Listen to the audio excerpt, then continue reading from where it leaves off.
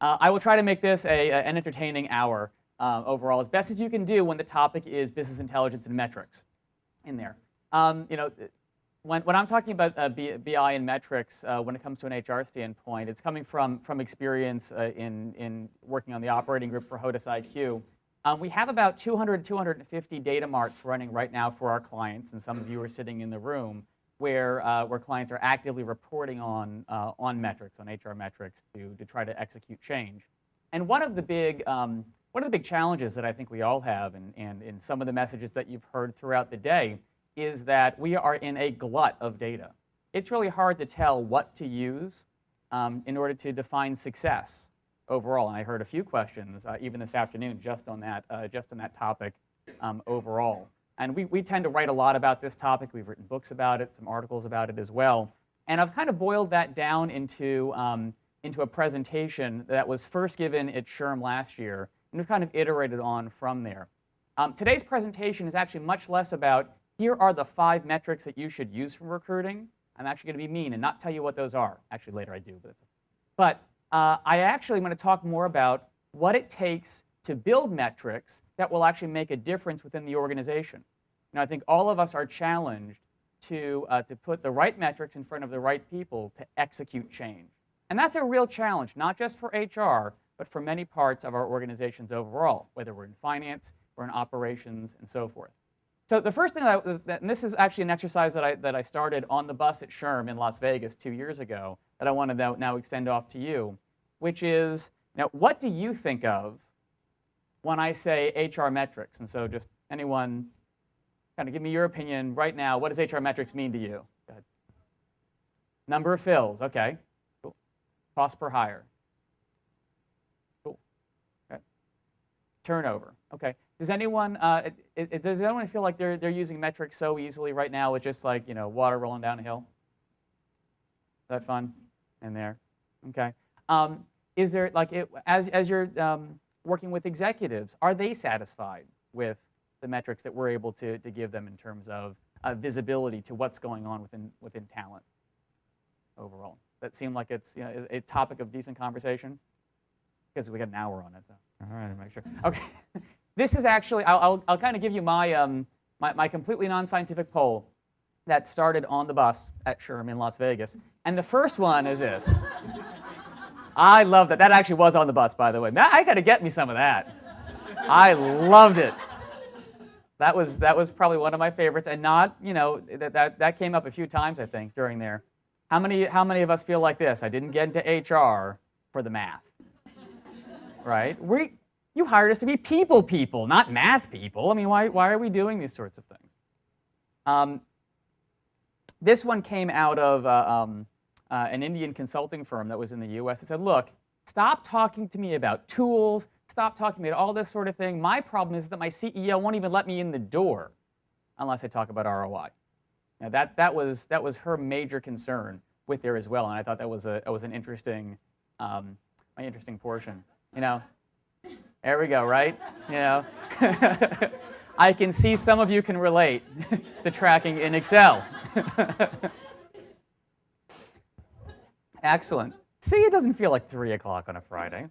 And this one was a great one too, which is, I don't need the tools. I need to know what to use them to do. What should I accomplish with them? And this is how we kind of started out the premise of, all right, let's not make this about time to fill, although we'll talk about time to fill a little bit. But let's make this about how to make these metrics effective and how we make mistakes in using them. And of course, I like to pick on the mistakes more than the successes, because they're honestly more fun to talk about.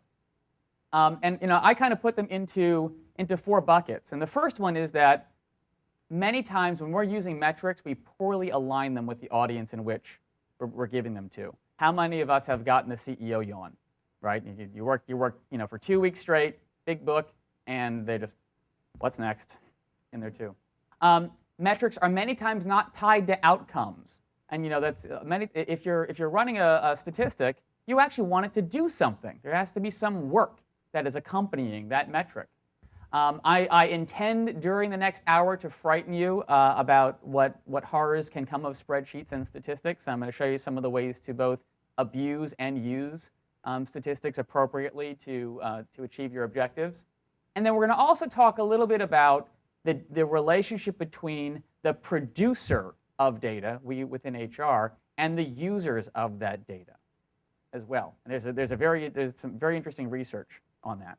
So I will not ask any of you to raise your hands on this question because I know the answer mostly, I think in here too.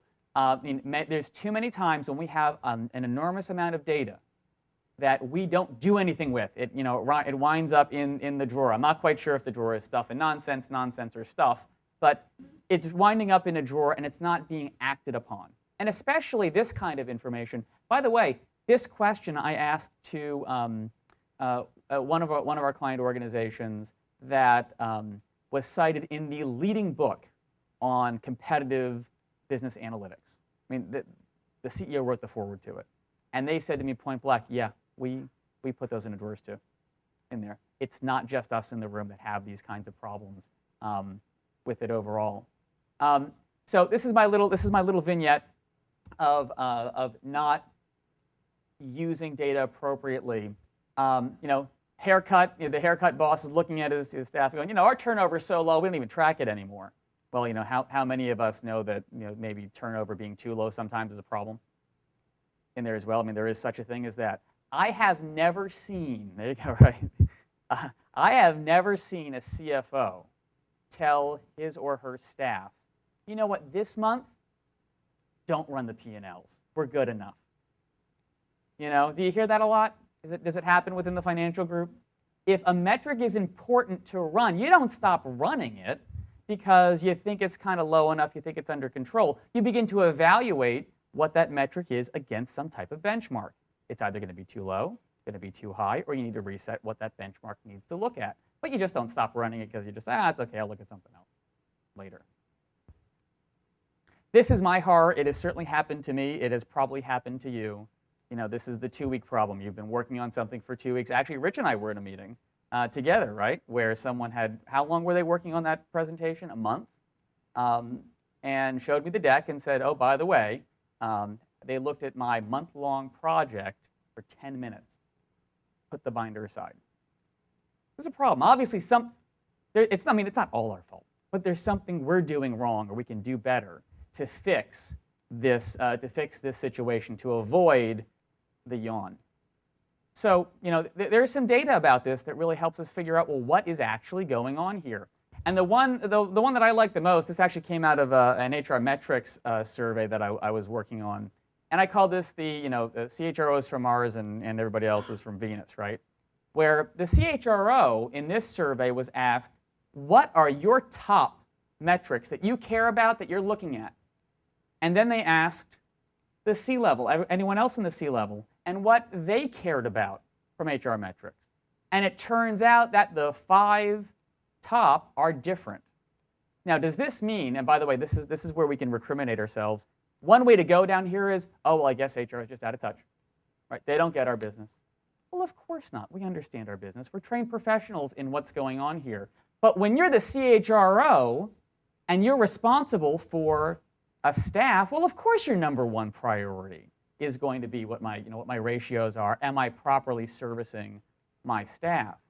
But how many times do we put that ratio in front of the CEO? It's not their concern. They want to know that you're doing your job, but they don't care how you're doing it specifically. They might want to know your payroll costs, but that's okay in there. But as you look down this list, you see 2 different priorities because you have 2 different points of view. And I think as we build metrics and share them amongst our internal constituents, we too many times will put the wrong bit of data in front of the wrong people. The CEO is actually interested in new hire quality, which we all know it's difficult to assess. There are some techniques for it, but that didn't actually make it completely onto the CHRO's list on here too. So there's some type of disconnect that's on here, and it's more about what we present than what we are actually tracking.